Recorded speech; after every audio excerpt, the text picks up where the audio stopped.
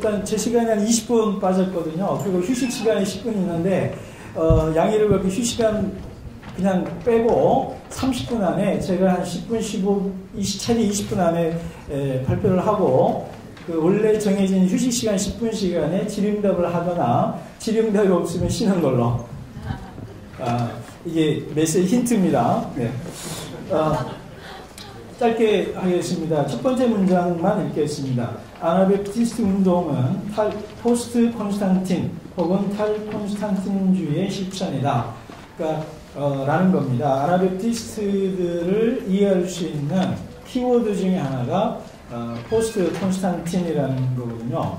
그거를 두 번째 문장 아나베프티스트 역사도 그렇게 시작하고요. 그리고 헤럴드 밴더의 아나베프티스트 비전이라는 것도 이렇게 그렇게 시작을 합니다. 그래서 그러면 포스트 탈콘스탄틴이 뭐냐 뒤에 얘기하고요. 그 다음에 그 레슬리 뉴비긴의 질문이 있습니다. 독단주의에 빠지지 않고 콘스탄틴주의에 빠지지 않으면서 어떻게 우리의 세상 속에 살 수 있겠는가?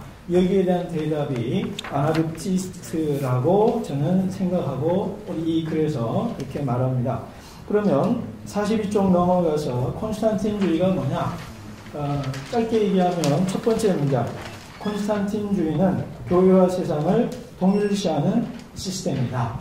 그래서 아까 평화주의 나왔지만 국가의 이익과 이해가 교회의 이익과 이해와 동일시되는 거죠. 국가의 요구가 곧 그리스도의 요구로 받아들이는 것. 이것이 콘스탄틴주의라는 것이고요. 그 다음에 콘스탄틴주의라고 했을 때 콘스탄틴 개인을 회심했느냐 안 했느냐 이런 그 역사신학에서 논쟁이 있긴 합니다만 윤리학이나 이쪽에서는 콘스탄틴 개인을 문제 삼는 게 아니고요. 콘스탄틴의 개종으로 인한 기독교의 변화를 대표적으로 상징하는 말로 사용하고 있습니다. 그래서 그것들이 어디에 나타났냐면 오늘 아까 우리 그 이상 교수님 발표한 평화주의 문제인데 그전에는 칼에 의해서 순교당하는 기독교인이 칼로 다른 사람을 죽이는 종교로 변화되었다는 것이 콘스탄틴 전환의 가장 극명한 그게 된 거죠. 그래서 마이너리티에서 머저리티로 이렇게 변화되고 제도화되고 그렇게 된 거죠. 그래서 그 43쪽에는 이런 콘스탄틴주의가 시대를 따라서 조금 약간의 변화를 보이지만 결국은 동일시하고 있다 이런 얘기들입니다.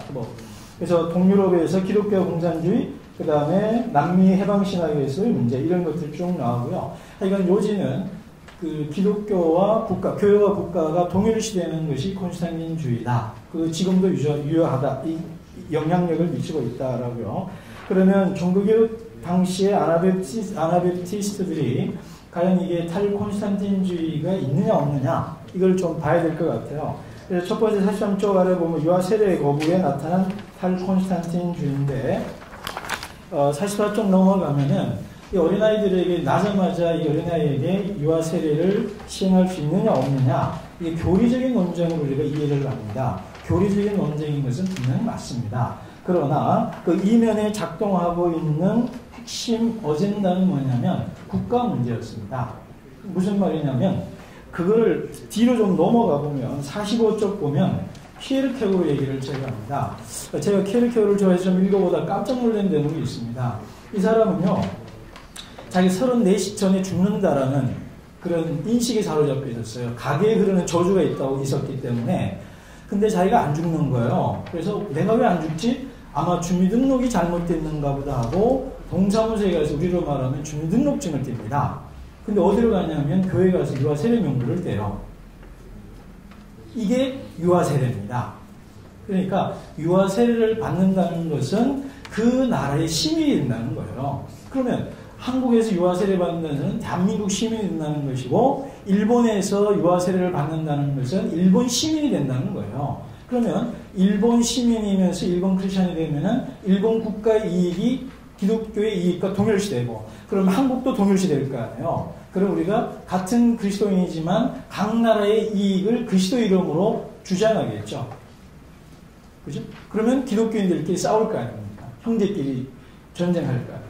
이런 면에서 유아 세례가 교리적인 문제이기도 하지만 국가의 문제이다. 그래서 찌빙글리라든가 이쪽 모든 논의를 보면 이 시의회와 국가를 어떻게 볼 거냐가 또 핵심 관건이었다는 것이 짧게 말하면 포인트라는 겁니다. 그렇다고 해서 뭐 교리 문제가 없다는 건 아닙니다. 그 다음 미카엘 자틀러라고 순교, 아까 우리 슐라이타임 신앙고를 때 나오는데 이분이 그 재판받고 기소된 9가지 이유가 있는데 45쪽 밑에서 두 번째 문제 9가지 이유가 있고 마지막 문장 169번인데 국가에 관한 문제들입니다. 국가에 관한 문제. 근데 첫 번째가 황제의 명령에 거부한다. 그러니까 이것들이 그러니까 자틀레에 되다 보면 나는 말씀에 순종했을 뿐이다. 그러니까 황제나 국가보다 말씀의 순종이 우선한다. 이런 거거든요. 이런 일련의 내용들을 보면은 자틀레 순교가 종교적인 문제도 있었지만 종교적인 문제를 넘어서서 국가 권력에 뭔가 도전이 되고 위험 요소가 된다고 판단했기 때문에 순교당했다. 이렇게 볼 수가 있습니다. 그러니까 종교적 문제를 국가적인 위험 요소, 반국가적인 단체로 이해했던 콘스탄틴주의적인 요소가 있다는 거죠. 여기에서 제가 이 자틀레의 말을 인용한 게 뭐냐면 이 부분에서 이 아나베프스는 치열한 자기 성찰을 수행합니다. 무슨 말이냐 하면 너 왜 전쟁 참여하지 않냐? 그때는 우리는 지금 북한이 쳐들어옴이라는 말을 항상 쓰잖아요. 16세기에는 터키라고 했습니다. 그러니까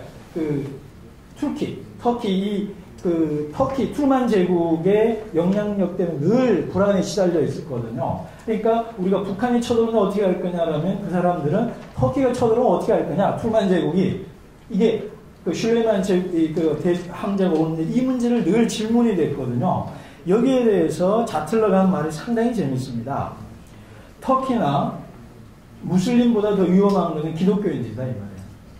무슨 말이냐? 육으로서는 그 사람들은 육체적으로 그냥 터키 사람일 뿐인데 너희들은 영적으로 기독교인이라 그러면서도 영적으로는 실제로는 터키 사람과 똑같다 이 말이에요. 신앙으로 남을 죽일 수 있는 너희들이 진짜 터키인이다. 이렇게 얘기를 하는 거죠. 그래서 47쪽 위에서 두 번째 줄 교회적인 터키가 아니라 교회 자신이다. 이렇게 얘기를 하는 거죠. 그래서 신앙이라는 이름으로 하나님의 사랑이신 하나님의 이름으로 다른 사람을 죽일 수 있는 신앙. 그것은 국가와 교회가 동일시됐기 때문에 가능하다라는 겁니다. 그래서 근데 의외로요. 그럼 국가를 거부하냐? 그렇지 않습니다. 그 자틀레의 그 재판기를 보면 하나님의 종이라고 그러고요. 여러분 또 아이러니한 것은 네로나 빌라도 바로라 할지라도 그들도 하나님의 종으로 인정하고 존중한다. 이렇게 얘기를 합니다. 존중하지만 살인하지 말라, 예수의 십자가를 따르라는 것보다 더 우선하지 않는다. 그래서 앞에서 다 얘기 나왔지만 하나님의 말씀과 계명 안에서 국가에 충성을 다하지 그것을 넘어서서까지는 가지 않는다. 이런 겁니다. 그 다음 종교적 관용에 나타난 탈콘스탄틴주의를 보면 이런 그 47쪽 그 인용문 있죠. 누구든지 믿음을 받아들이도록 다른 사람을 강요하거나 힘을 행사할 수 없고 쭉 나오잖아요. 그 마지막 문장 어떤 형태든지 간에 교회에서 하나님의 말씀 대신 무력을 사용하는 것은 잘못이다. 저는요 이거를 그 클라센이 쓴 책을 읽었는데요. 와 감동적이다고 인용을 하려고 했다가 나중에 찾아보니까 아나베프티스트를 비방하게 쓴 말입니다. 제가 이 역사신학 전공자에서 그러고 보니까 블링거가 이 쯔빙글리 제자였구나, 후계자였구나, 이제 그때서야 알았습니다.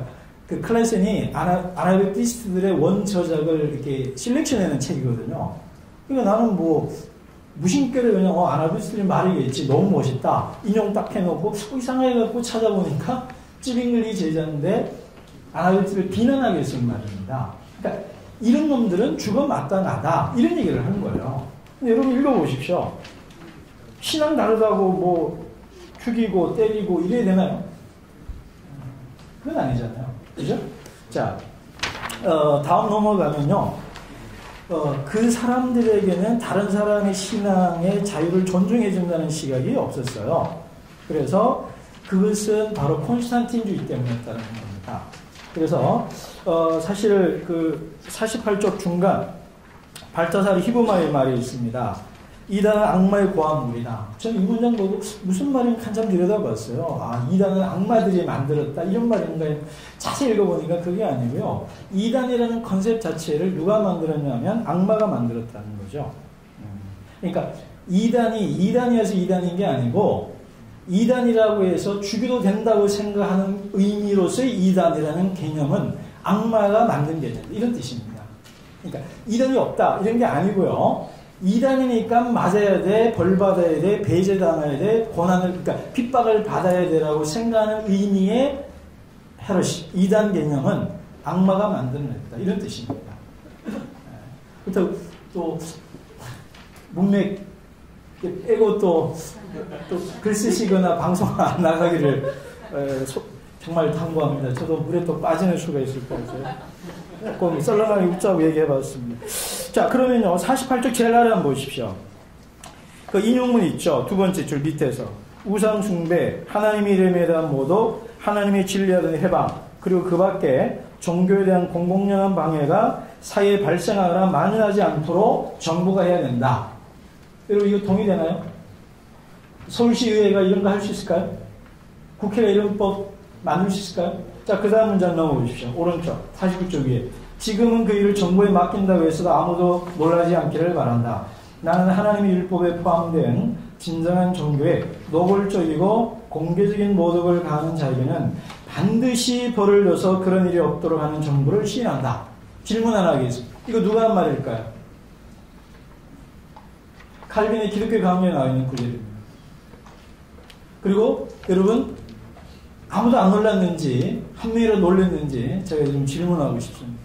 칼빈은 놀라지 말라고 그랬는데 아마 놀랄 걸 예상을 하고 이런 말을 한 건지는 모르겠습니다만 오늘날 우리의 시각으로 보면 놀라는 게 아니라 좀 시니컬하게 뭐야 이게 좀 멍미 이럴 것 같아요. 무슨 서울시의회가 내 교회 안 가고 뭐 이랬다고 뭐 벌을 주느니 뭐 이렇게 검찰이 부르느니 그러니 우습잖아요. 그러니까 이런 의미에서 아나베스들이 이미 21세기를 살아낸 사람들이니까 그 시대에 용서받을 수 없는 사람들인 거죠. 그러니까 너무 일찍 태어나서 고난받고 핍박받았던 사람들이다. 이렇게 볼 수가 있습니다. 그런 의미에서 한 5분 남았네요. 자, 세르베투스나 칼덴 얘기를 했는데 하여간 그 아나베티스트의 핵심은 신앙이 다르다고 해서 그 다른 이단이든 이교든 무슬림이든 이단이라고 해서 국가 공권력을 동원해서 상대의 신체에 해를 가하는 일체의 행동을 거부한다가 아나베티스트들의 평화주의고 종교적 관념이고 다원주의적 주장입니다. 요즘 한국교회에 지금 이슬람 관련된 많은 말들이 오가는데 요즘 그 말에도 욕 많이 먹잖아요. 근데 16세기 이런 말을 했으니 죽어 싸죠 뭐. 죽을 수밖에 죽으려고 말한 거죠 뭐. 하여튼 그런 내용들입니다. 근데 쭉 넘어가시고요. 그래서 여기까지 정리하겠습니다. 그래서 그런 유아 세례나 그 다음에 자틀레의 순교, 그 다음에 타 종교와 타 기독교에 대한 톨레란스, 그러니까 관용과 다원주의적인 일련 행동들을 살펴보면 이 모든 것들을 한꺼번에 설명할 수 있는 키워드가 탈콘스탄틴주의다. 그러니까 기독교가 국가를 도와주는 건 맞지만 아이덴티파이 해가지고 그리고 국가의 권력, 그러니까 강제력을 동원해서 교회의 이익을 추구하려는 그런 일련의 행동들에 대해서는 반대했던, 그래서 자녀들에게도 신앙도 강요하지 않고 자유를 줄 수 있는 이런 부분들이 아나베티스트다라는 거예요. 그래서 뭐 평화주의니 뭐니 모든 것들의 이면에 흐르는 것은 국가교회로부터의 거부. 그래서 아나베티스트를 프리처치라고 합니다. 그래서 요즘 뭐 케이크나 베티스트들이 다 포함이 되거든요. 하여튼 이런 의미에서 아나베티스트를 이해할 수 있는 키워드가 탈콘스탄틴주의다, 프리처치다. 뭐 이런 것들입니다.